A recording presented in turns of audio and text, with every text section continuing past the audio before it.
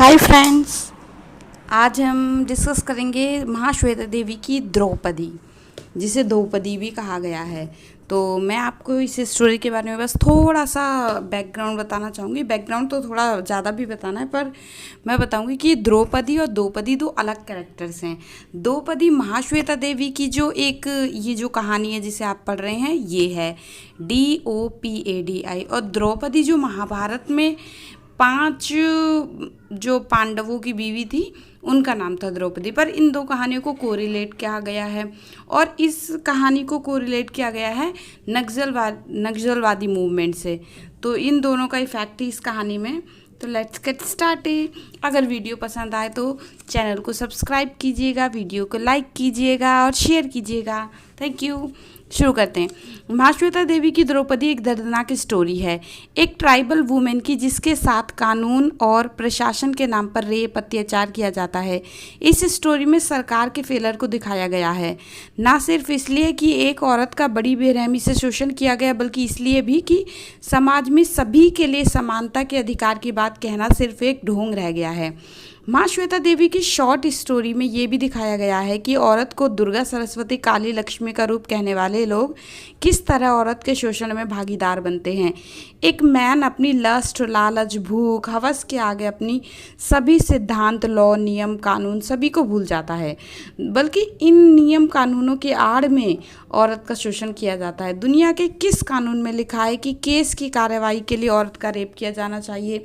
क्या प्रशासन इतनी बुरी अवस्था में पहुंच चुका है कि उसको औरत संबंधी केसेस में सिर्फ रेप करने का ही ऑप्शन रह गया है?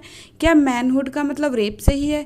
महाश्वेता देवी की ये स्टोरी मैनहुड को चैलेंज करती हैं। वो धब्बा बताती हैं ऐसे मर्दों को जो औरत के शरीर को पीड़ा पहुंचाकर अपने मैनहुड का परिचय देते हैं। द्रौपदी एक ट्राइबल वुमेन है, उसके पति का नाम दुलना माझी है। ये कहानी है उस वक्त की जब नक्सलवादी आंदोलन अपनी चरम सीमा पर था। गांव के लोगों ने सरकार तक अपनी बात पहुंचाने के लिए हथियारों का सहारा लिया। गांव में सामंती प्रथा फैली हुई थी, जिसके अंतर्गत किसानों का अत्यधिक शोषण किया जा रहा था। बड़े किसान छोटे किसानों को भूमि किराए पर देते थे, जिसके बदले छोटे किसानों को भूमि की पैदावार का एक बहुत बड़ा हिस्सा बड़े किसान या सामंत को देना पड़ता था। अगर भूमि में से उतनी उपज नहीं होती थी जितनी कि किसान सामंत को देने के लिए उत्तरदायी होता था, तो सामंत उस किसान को यह कहकर अपना दास बना लेता था कि जब तक तुम्हारा कर्ज ना उतर जाए तब तक तुम हमारे यहाँ काम करोगे।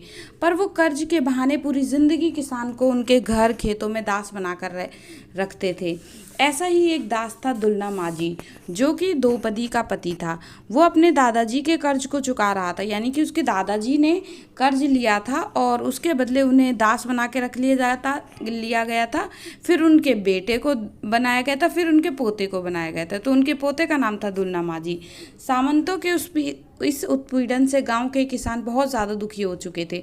उन्होंने हथियार उठा लिए। दुलना माझी के साथ उसकी पत्नी द्रौपदी ने भी हथियार उठा लिए।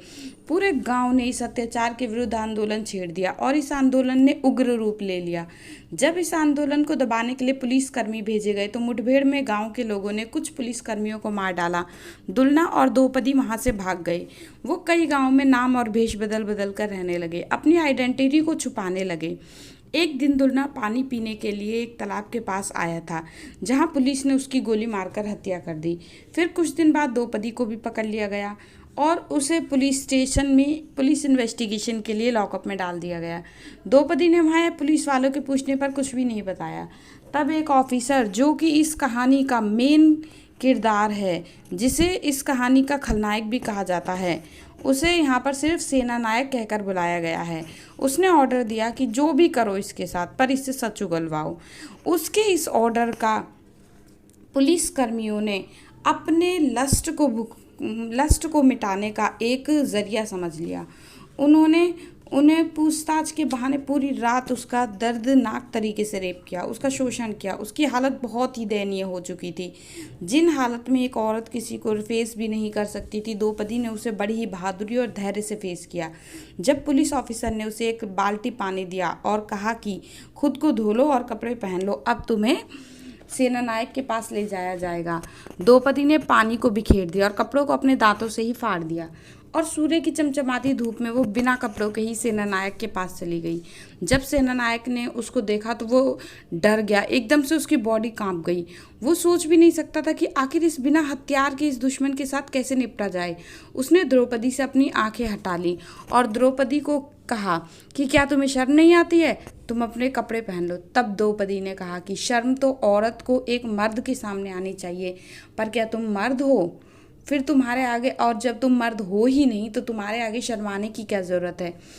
यहाँ द्रौपदी सीधे ही सेनानायक के मैनहुड पर क्वेश्चन करती हैं। वो एक हेल्पलेस विक्टिम की तरह बिहेव नहीं करती हैं। वो कहती हैं कि आखिर इन कपड़ों का करना ही क्या है, इनका यूज़ क्या है। अब तुम मेरी खाल ही उतार लो, पर तुम कपड़े कैसे पहनाओगे मुझे, क्या तुम मर्द हो? वो सेनानायक की शर्ट को खींचकर अपनी बॉडी का ब्लड साफ करती हैं और कहती है कि यहाँ कोई मर्द नहीं है जिससे मुझे शर्माना चाहिए। तुम मुझे कपड़े नहीं पहना सकते, इससे ज़्यादा तुम क्या कर सकते हो? तुम मेरा काउंटर कर सकते हो। Come on, counter me, counter me. Draupadi के इस रूप को देखकर सेनानायक बहुत ही बुरी तरह अंदर से हिल जाता है। वह बहुत घबरा जाता है। उसे समझ ही नहीं आता कि इस बिना हथियार वाले दुश्मन से कैसे निपटा जाए। सेनानायक खुद को बिल्कुल डरा हुआ और हेल्पलेस महसूस करता है। महाश्वेता देवी कहती हैं कि हर युग गवा रहा है एक द्रौपदी का। औरत की दयनीय स्थिति होती ही रही है। सतयुग में सीता, द्वापर में द्रौपदी और कलयुग में तो ना जाने कितनी द्रौपदी हैं जो अपने पर हुए अत्याचार के खिलाफ आवाज़ भी ना उठा सकीं। द्रौपदी को हथियार उठाने पर क्यों मजबूर होना पड़ा, इस बात के लिए कोई उसके फेवर में नहीं आया, पर उसके पीड़न के लिए उसकी कितनी जल्दी खुद प्रशासन के अधिकारी आ गया है। उसकी अपनी गंदी भूख को इन्वेस्टिगेशन का नाम दिया गया।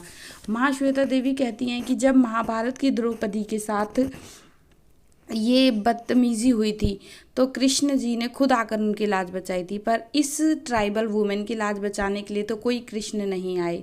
महाभारत की द्रौपदी भी पैट्रियार्चल सिस्टम का ही एक उदाहरण थी। यहाँ महाश्वेता देवी कहती हैं कि हर रेप के पीछे सिर्फ आदमी की लस्ट नहीं होती है, यानी कि बहुत सारे केसेस में देखा जाए तो हर रेप का कारण एक आदमी की भूख नहीं होती है। ये पैट्रियार्चल सोसाइटी ही बहुत हद तक औरत के रेप का कारण बनती है। औरत को एक ऑब्जेक्ट की तरह देखा जाता है। ये स्टोरी एक जीता जागता उदाहरण है कि औरतों को समाज में एक ऑब्जेक्ट की तरह देखा जाता है। उन्हें एक मटेरियलिस्टिक चीज़ समझा जाता है जिसे एक पुरुष जब चाहे और जैसे चाहे यूज़ कर सकता है और अपनी ताकत उस पर आजमा सकता है। राजेश्वरी सुंदर राजन तो ये तक कहती हैं कि जब द्रौपदी का कहानी में अपमान किया जा रहा था तो उस सीन में सेक्सुअल मोलेस्टेशन के काफ़ी सीन मिलते हैं, ना कि सेक्सुअल वायलेंस के। यानी कि उसमें जो भी मतलब उनके साथ बदतमीज़ी की जा रही थी, उनकी साड़ी उतारी डिसरोब की जा रही थी, तो उसमें कहीं भी उन आदमियों में वो भूख नहीं थी कि औरत के साथ गलत काम किया जाए, बल्कि उसे सिर्फ एक ऑब्जेक्ट की तरह देखा जा रहा था। भरी सभा में द्रौपदी की साड़ी उतारी जाती है, वहाँ किसी को भी ऐसी भूख नहीं थी कि औरत को बेइज्जती करना है, बल्कि वो तो द्रौपदी से बदला लेने के लिए ऐसा कर रहे थे। एक बार दुर्योधन पांडवों के माया महल में आए थे तो वहाँ वे गिर गए। द्रौपदी उन पर हंसने लगी। दुर्योधन को उनका हंसना अपना बहुत ही बड़ा अपमान लगा। उन्हें उनका हंसना अपमान क्यों लगा? क्योंकि इस समाज में औरत को हमेशा औरत आदमी के नीचे समझा जाता है। वो समझा जाता है कि औरत को किसी भी चीज़ के लिए आदमी पर हंसने तक का हक नहीं है। वो बाद में मौका मिलने पर अपने अपमान का बदला द्रौपदी की बेइज्जती करके ही लेता है। यहाँ महाश्वेता देवी कहती है कि दुर्योधन को अपने अपमान का बदला लेने का यही रास्ता दिखा। और क्यों लगा उसे कि यही रास्ता उसका सही है? क्योंकि ये पैट्रियार्चल सिस्टम है। यहाँ पर किसी औरत की बेइज्जती में आदमी को कोई इंटरेस्ट हो ना हो, पर वो फिर भी अपने मैनहुड को प्रूव करने के लिए उसकी बेइज्जती, उसका रेप करता है। समाज में सिर्फ एक ऑब्जेक्ट की तरह औरत को देखा जाता है, जिसे शादी से पहले उसके पिता और भाई की मर्जी पर रखा जाता है और बाद में उस पर उसका पति कमांड करता है। ऐसे ही महाभारत के एपिक द्रौपदी में भी उसका पति उसे जुए में हार जाता है, शतरंज के खेल में हार जाता है और उसका दुर्योधन उनके साथ रेप की कोशिश करते हैं और पर उन्हें डिवाइन कृष्णा द्वारा बचा लिया जाता है। तो वो ये कहते हैं कि इस पैट्रियार्चल सोसाइटी में रेप को मैनहुड का सिनोनिम समझा जाता है और वुमेन बॉडी को रेप इसलिए वुमेन बॉडी का रेप इसलिए किया जाता है कि औरत का गर्भ उसके शरीर में होता है। महाश्वेता देवी की स्टोरी द्रौपदी में द्रौपदी खुद को एक पुरुष के हाथों की चीज मानने से इनकार कर देती हैं और वो सीधे ही पैट्रियार्ची मैनहुड गवर्नमेंट पर सीधा अटैक करती हैं।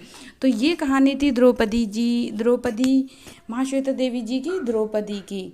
तो आपको ये कैसी लगी कमेंट बॉक्स में कमेंट करके बताइएगा और चैनल को सब्सक्राइब कीजिएगा, वीडियो को लाइक कीजिएगा। Thank you. ताकि आपके लिए और अच्छी अच्छी वीडियो लेकर आती रहूँ। Thank you.